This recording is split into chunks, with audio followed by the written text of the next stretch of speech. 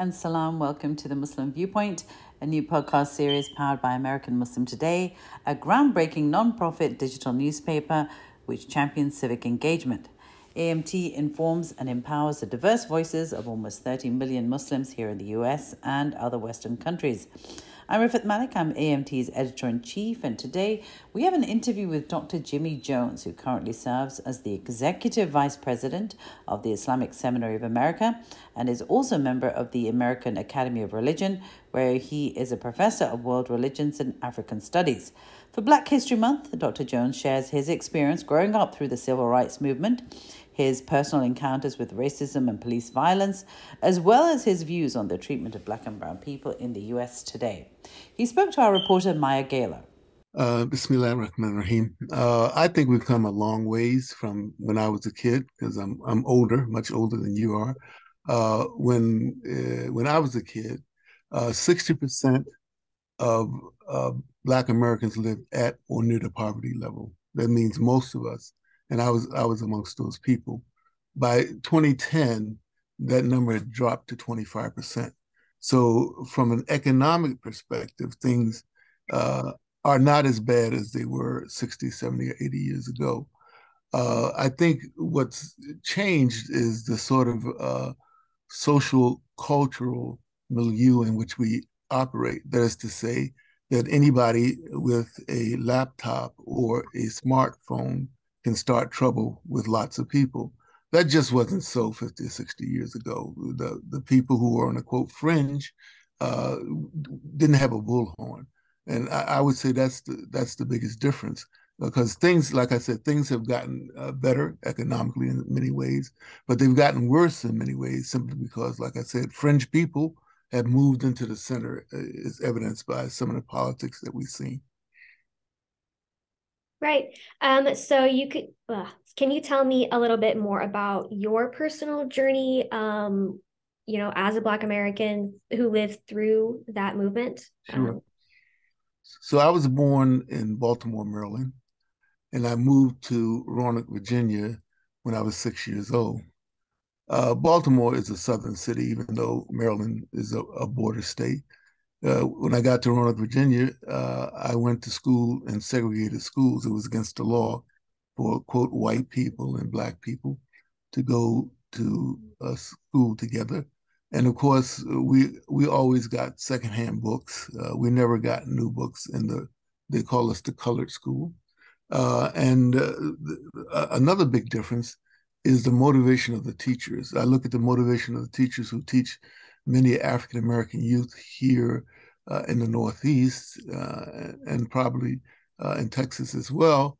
They're not motivated in the same ways that my teachers were. What do I mean by this? Post-Civil War, after the end of the Civil War and the emancipation of over 6 million formerly enslaved people, one of the priorities for the African American community was to be able to learn to read. I mean, I think one of the reasons is because slaveholders, to a large extent, forbid teaching people who were enslaved to read. And so our literacy rate jumped a good deal in the 50 years after emancipation. I think it jumped up to 7% from around 20%. Don't hold me to those figures, but it was a dramatic increase.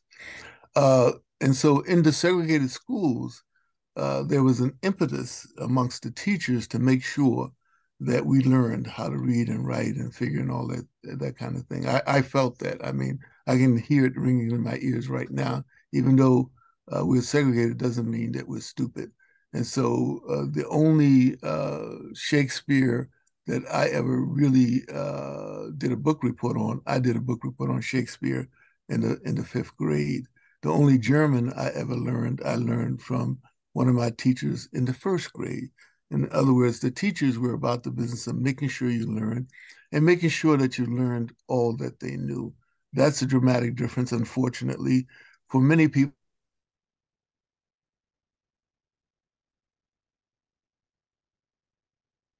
But for many people, not all, it's just a job. You stay in it long enough and you retire. And that's very, very sad. That's what we lost because of integration, because we lost that sense that education was a mission, that's something we ought to do, it is something we have to do, it's something that is going to be the ultimate in terms of moving us out of poverty. And it worked for many people like myself. I mean, I'm social economically different from my father and my mother because of education, because I went to school, got in high school diploma, got a bachelor's degree, got a master's degree, and got a doctorate degree. And I'm not an anomaly. There are lots, the largest group of people in the African American community are people like myself who were 50, 60, 70 years ago poor, but now belong to the middle class, not solidly middle class, because white wealth and black wealth are still very different. By wealth, I mean owning a property, owning of excess wealth. On paper, many of us may have caught up in terms of a salary, but we don't own the same wealth as white people do. So that's what I came up through. I came up through the segregated South. I thought that was the way life was. I came up in a situation where it was against the law for Black people and white people to marry. That wasn't changed until 1963 with the Supreme Court case. So it was a very different time. Again, it was very, very difficult in terms of being seen as less than in that society. But in terms of being encouraged to speak up, to be proud of myself, to read, to become literate, it was a plus. Unfortunately, like I said, that's often not the case particularly in the inner city school systems that many African Americans still go to. Right. And so then on top of that, you have this intersectionality of also being Muslim. So even in that is a unique experience being a Black Muslim in America. So can you touch on some of these specific challenges that Black Muslims face in America compared to other Muslim ethnicity groups? Well, for one thing, Black Muslim isn't a term I'm fond of because it was coined by C. Eric Lincoln, I believe, in his book Black Muslims in America, and it sort of centers our Blackness as if it was essential to who we are. You need to understand that from my perspective and from a biological perspective, there's no such thing as the Black race or the white race. I mean, we talk as if there's the Black race, right, white race. But from a biological perspective, race is a biological fiction. Our skin color is not relevant to who we are as ethnicities, because you'll travel the world and you see people in India, for instance, who are very light and very, very dark, almost all around the world. And so I prefer to call myself a Muslim American of African descent, centering the Muslim part, particularly since I came from Black nationalism in the sense that one of my road to becoming a Muslim was the reading of the order began with the reading of the autobiography of Malcolm X between my junior and senior years at Hampton University. And I was stunned by the book. I was stunned in two senses. I was stunned by his analysis of race relations in this country. I'd never heard such an analysis. I mean, what I'd heard was there was a guy named Whitney Young who was affiliated with the Urban League who talked about trying to catch up with white people by having certain kinds of programs, and his goal was integration. Here was a man who said, you don't integrate into a burning house. You don't sit at the table because the reality is that the table is not made for you to sit at.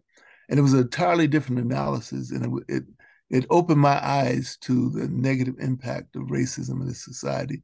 And I really was motivated to do something about it. It's how I ended up going to law school at Yale Law School, shortly thereafter, because I thought the road to liberation led through politics and government, and I saw that many people in politics were lawyers.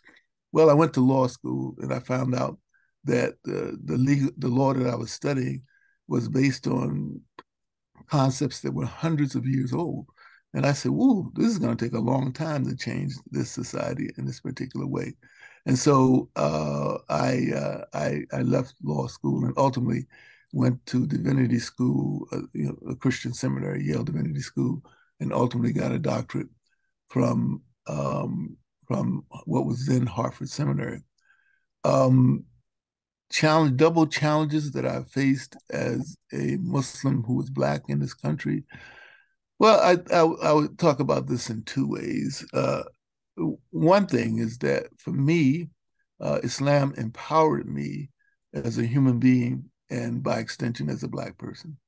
And it gave me the analytical tools to understand what my true nature was as a human being, rather than the kinds of things that I was hearing on the one hand from racists, but on the other hand from organizations like the Nation of Islam, which was arguing at that time, and still some people do argue in that group, that the white man is the devil, but they were very loud in arguing that the white man is the devil. So in one sense, I was caught between two negative paradigms. One is that you are less than, that because you're a Black person, you're less than. And the other saying, because you're Black, you're better than everybody else. And so Islam, the Quran, and the way of our beloved Islam taught me better. And I'm very thankful to Allah, because Allah is the one who makes Muslims, that He touched me and brought me into the fold of Islam.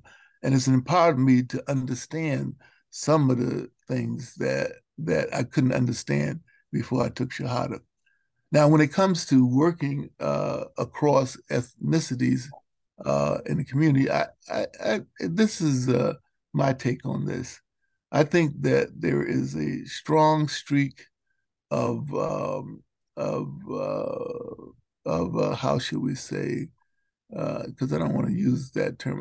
There's a strong streak of prejudice against African Americans in the Muslim American community. It's really there. You see it when people talk about marriage, is one of the ways that it really comes up when somebody who's from Bangladesh or Kuwait wants to marry a male, particularly wants to marry a Kuwaiti woman or a Bengali woman or a Pakistani woman. You see it when it comes up there, and you see it manifest sometimes in the way Muslims who are Black are treated within some communities. On the other hand, I want to state that there's a strong streak of nativism amongst African American Muslims that I've seen and heard myself. That is to say, that's an automatic dislike for people who've immigrated to the United States, and talk about them in ways that the general society does. So for me, part of my role is to try to teach both sides the folly of their ways. That is, the African Americans, the folly of being so nativist, and the people who've immigrated, the folly of adopting the racial mores of the larger society. And there's no doubt that even though race is a biological fiction, the fact of the matter is that we live in a racialized society. What I mean by that, what people perceive you as often dictates how you're treated, right? I run into this all the time, primarily because I'm Black, not because I'm Muslim, primarily because I'm Black, because this people can tell this right away. And I run into it fairly regularly, quite frankly. I ran into it the other night in a hotel where I had lost my wallet when I got to town in Dallas, and then when I got to the hotel that I frequented quite a bit, and for a hotel chain where I was a quote platinum member, which means you have perks, they refused to give me a room, number one. And secondly, they told me that I had arrived at 1 o'clock in the morning. And secondly, they told me that at 2 o'clock in the morning, they closed the lobby and I'd have to leave. Now, I was really flabbergasted by this. I don't think this was because I was Muslim. I would be surprised if a white person, Muslim or whatever, would have been treated the same way. So my point is that most of the negativity I see is not from being a Muslim, and it may be because I'm a male, and women are who cover are more visible. I think that's part of it. But the reality is that colorism is much stronger, I believe, than the anti-religious fervor. Let me tell you show you what I mean by this. During the last presidency, the then president, two of the things that he talked about the most was immigration, right?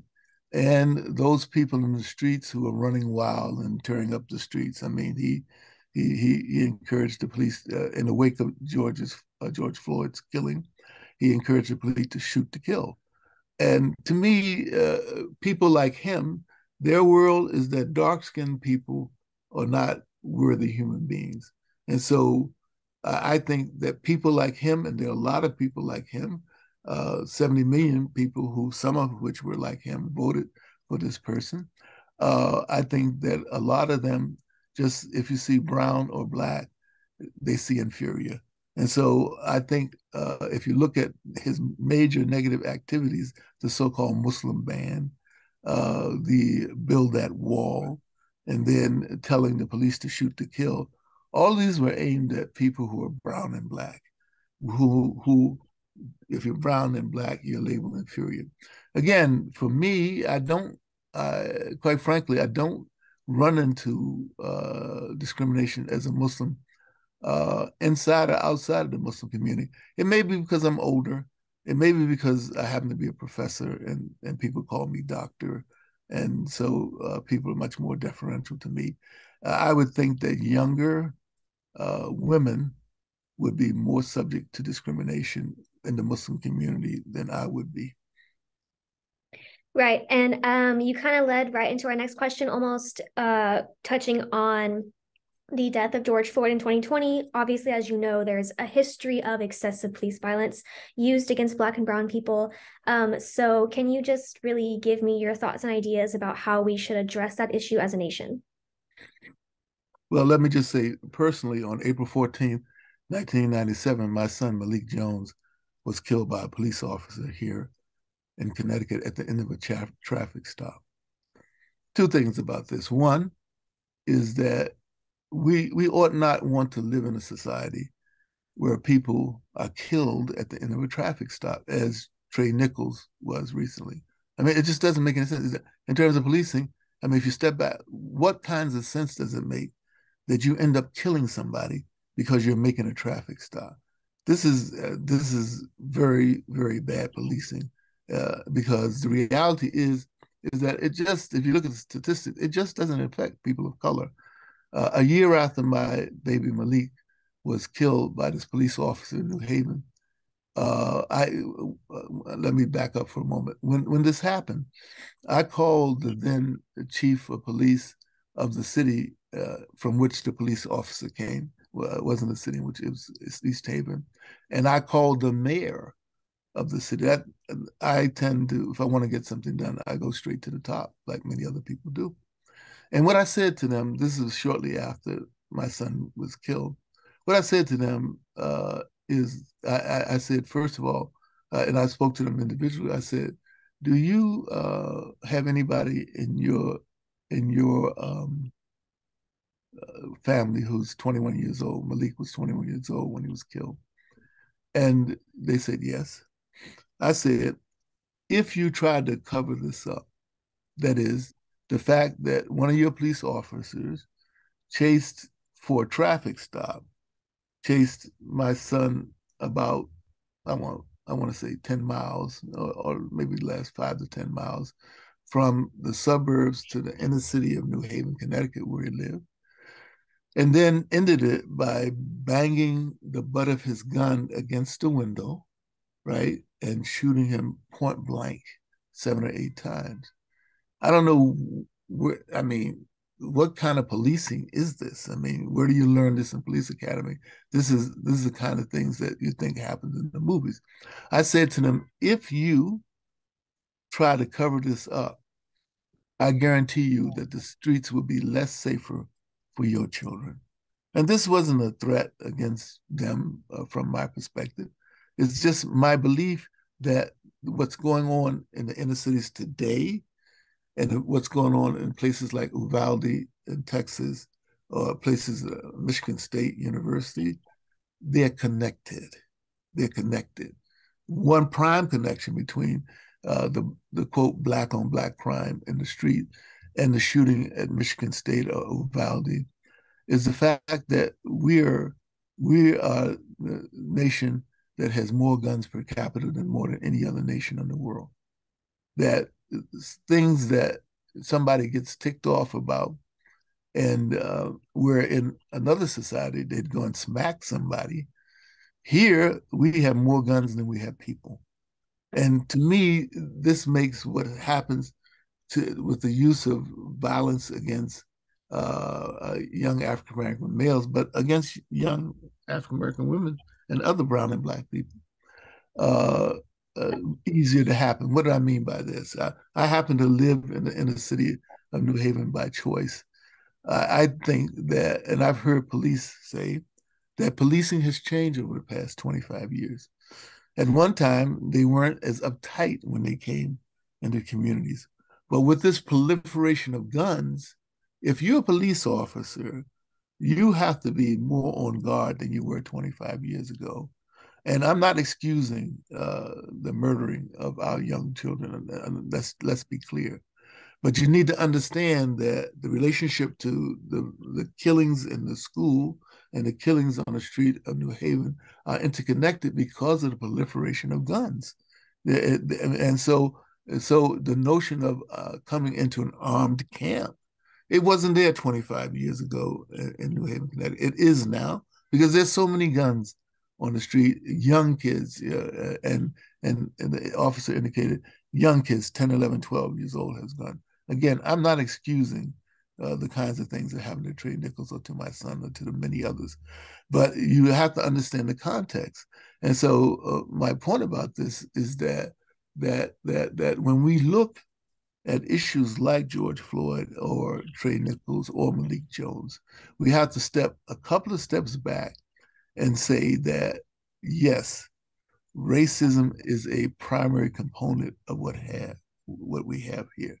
But another component that we need to look at and think about doing something about is the proliferation of guns in this society that makes it easier for young school children or college kids, no matter what their racial ethnic, to be slaughtered. They're basically slaughtered. We have at least one slaughter a week when people go in with automatic weapons that are for no other use than to really hurt people and very quickly. And so I think this is what we need to think about because we need to do, let me be clear, we need to do something about the racism that's endemic in police departments. But I don't think we're going to solve this problem unless we do something about the proliferation of guns on the street.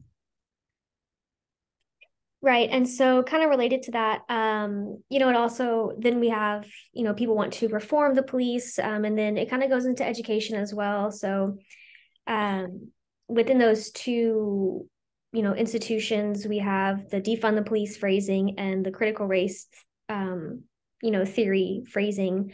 So kind of what do these two concepts mean to you in that context? Well, I'm not a good person for phrases like defund the police. I'll tell you why. I live in an inner city neighborhood, and for many years, my wife and I were the co-captains of the block watch, and we worked closely with the New Haven Police Department. Okay, that's number one. Simply because I want my streets safe. And given what's going on now in these streets, you're better off cooperating with the police department. That's number one. Number two, uh, I think the sloganeering is used as a wedge between people in this country who are thinking people who want to do something about what's going on in this community, and then they don't like the idea of defunding the police. I mean, I'm one of those people who's against starting your discussion with non-starters, and for some people, it's a non-starter. It's not because they're racist. It's not because they love what the police is doing, but telling people defund the police without a paradigm shift in how we police, and many of the, in their defense, many of the people are saying this, but we're not doing ourselves any favors by chanting defund the police when the average person who's not deeply involved in these things hear this as an outrageous proposition. I don't think it's an outrageous proposition. I think we need a shift in our understanding, not only of policing, also mass incarceration. And I'm going to throw in healthcare because healthcare in this country is driven to a large extent by race and gender. You know, it's very dangerous for a Black woman to have a baby in this country. That's outrageous. We're one of the most advanced countries in the world. But when you look at the infant mortality and the mortality rate of Black women who have babies in relationship to white women, and it's something like more than 2 to 1, the mortality rate, even when you allow for income, even rich Black women have have worse outcomes per 100,000 births. There was a study in the state of California was just recently released in the New York Times that even rich Black women were more than twice as likely to have their babies die after the first year. This is amazing because you think that if you had money, you're going to get better health care. It's just simply not true. People see your brown skin, your Black skin, and there's a lot of studies on this. And so my point is that when you get back to the whole defund the police issue, is that we have in this country we have some crazy notions about how we help people through institutions. And if you look at the police department, that's one of the places. That's what I'm saying. You look at our so-called healthcare system, which really failed us during COVID, then you'll understand what I'm talking about. And so what I'm saying is that the slogan "defund the police," if you defunded the police, let's do a thought experiment. If you defunded the police and replaced them with social workers, it still wouldn't solve our problems in the streets of New Haven, I believe, because part of it is the way we're seen, the way our neighborhoods are seen, what kinds of public policies that we have in terms of housing. I mean, I'm not trying to get away from the issue of racism in relationship to the police department, but I'm arguing that this society needs a massive overhaul, and that we ought to talk in a way that we don't cut off potential allies who would help with the overhaul. That's what I mean. Right. And so my last question is, so what is just your message to African Americans and Muslims in general, who may feel overwhelmed or even angry whenever they face either racial and or religious injustices? What I like to tell people is that Black Lives Matter. They certainly do, because much of my life in the United States has been about proving my humanity. That's just true. Oftentimes when I walk in a room or walk into a hotel, I have to prove that I'm worth something. This is outrageous. That just hasn't gone away, even though there are more of us who are educated, more of us who have degrees, and even more of us who are in places like Obama in the White House. That notion that we're less than human, it has not gone away. And so, in a sense, Black people and other brown people are fighting for the notion of being seen as human beings. And I would say that don't let people devalue you. I'm talking to Muslims. I'm talking to other black people and other people of color. Because the reality is that the one way of responding to this is responding in kind, just like the Nation of Islam did in the 1930s. Oh, you think we're less than? The white man is the devil. And there's a popular idea, I think his name is Hindi. He argues in his book that you're either a racist or an anti-racist. This doesn't make sense in the real world. It just doesn't, because many people don't know enough about racism or anti-racism to take a stand. But once you tell people you're racist or anti-racist, you're driving away potential allies, even within your own group. And so don't, and again, it portrays us primarily as a victim. I used to tell college students who were black and who were Muslims that, there's this movement called microaggressions, wherein, we need to be, and safe spaces in colleges. I'm not too keen on them, simply because in my classes, and I teach a lot about race and gender, I could see somebody seeing some of the things that I say in class as a microaggression, right? And the other part about it is that it reinforces the notion that those of us who are Black and indigenous and people of color need to be shielded from words, right? And I don't like that paradigm. I told people here at Yale, I talked to the Muslim Students Association at Yale after there was a big brouhaha here about wearing Halloween costumes that included blackface, right? And I said, your message to the leadership at Yale is not we need to be shielded from microaggressions and we need safe spaces. Your message should be that I am a valuable part of this community. Therefore, I should be respected as a valuable, just as anybody else in here is respected. And that you ought to care about these kinds of things, these black faces, this name calling, as part of community, because when it happens to you, and it could happen to you, it happens to women, it happens to all kinds of people, we want to band together to fight it. So my first message is don't present yourself as of being a value where you are, and don't present yourself as being a victim. So Black Lives Matter, right? I have a TED talk that's called Black Lives Matter because all lives matter, where I tie together some of the mainly sexism and racism, and try to get the people to understand that concurrent with the actions against Black people in this country, there have been other movements to marginalize and even kill white people. A good example is that the turn of the century, when over of the 20th century, not this century, in the 1920s, when over 4,000 Black people were being what the Equal Justice Initiative called, who were racially terrorized by lynchings, over 4,000, the United States of America was sterilizing primarily white people because they thought they were inferior. Between 1927, there's a famous court case called Buck versus Bell, when Oliver Wendell Holmes, a famous liberal justice, declared that 3 generations of imbeciles are enough. When he declared that, the poor white woman from Virginia, who was the subject, who was a test case, who was brought by the people who wanted to sterilize her there, brought to the Supreme Court, it led to the sterilization of over 60,000 Americans under the color of law because they were seen as being inferior. We don't talk about this much, right?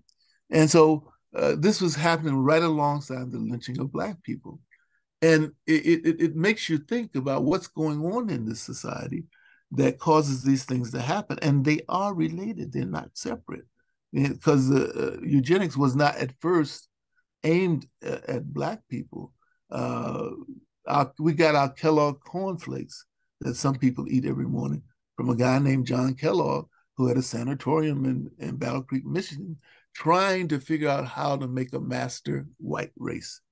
This was a real thing. You don't have to make this up. My point about this is that Black Lives Matter because all lives matter is because the same kind of attitude toward humanity and people that caused Black people to be lynched in the 1920s was the same kind of attitude toward humanity and people that caused the sterilization of substandard white people during that particular time. So the first point is don't be a victim. Stand up and say, I'm valuable. Wherever I am, I'm valuable. I belong here. You don't have to protect me.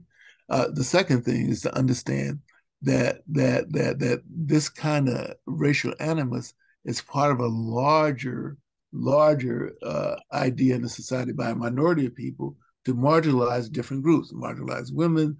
There was something called the Chinese Exclusion Act in 1888, I believe. I mean, and so, and we should avoid the what a diversity, equity, inclusion specialists call the oppression Olympics. We should avoid. My oppression is better than yours, and so we should be careful. So that's the second point. The final thing I would say to Muslims who are Black, that when you encounter these situations of racism, because they still exist, you remember Black Lives Matter, and you should stand up for that concept and that all lives matter, right? But the BLM that we should remember the most is to be like Muhammad, peace be upon him. And what I mean by this is that the night of my son's killing in New Haven about a quarter of a century ago, when I was driving over to one of the family houses, through the tears that I was crying from losing my baby, I could only think about the hadith of our beloved Islam saying, patience is at the beginning of calamity. That was a calamity for me. But this is something I'm also a prison chaplain. I've been teaching to the young men just before that. How could I not be other than patient in this situation? And what patience meant for me, at that time, I was very active in the community and very much, of course, the media wanted to talk to me and all of this kind of stuff. I was so angry and hurt that I imposed a moratorium on myself with the press for 2 months because I knew that what I said would not be beneficial to people and beneficial to Malik's memory. So patience. So my point is that we should use the model of our beloved alayhi salatu wasalam. And remember that his founding community was a multicultural community by any stretch of the imagination in a tribal society where what tribe you belong to or what tribe you were a client of was extremely important. We Muslims, we forget this. And so I'm not saying that racism is not a problem. It is a very serious problem. Prejudice can kill you, as it killed Trey Nichols and it killed my son. But to frame it as if it's only all about that and that we don't have a higher standard of justice in these people is extremely important. So those are my 3 pieces of advice. Don't be a victim. Don't forget that you're not the only marginalized group. And whenever you can, be like Muhammad, peace be upon him. Thank you so much today, Dr. Jimmy Jones. I believe Zoom is about to kick us out in like a minute. So Okay. I don't have anything left for you. Thank you so much for everything you've said today. It was wonderful. If I have anything else, I will definitely reach out to you. All right, you have a good one, inshallah. All right, assalamu alaikum. Well, thank you so much for joining us this week. From me and Maya, goodbye for now. Be sure to follow us on Instagram, Twitter, and TikTok at American Muslim Today. And if you'd like to read more about this story and access more digital content, feel free to check out our website at AmericanMuslimToday.com. We'll see you next week on the Muslim Viewpoint.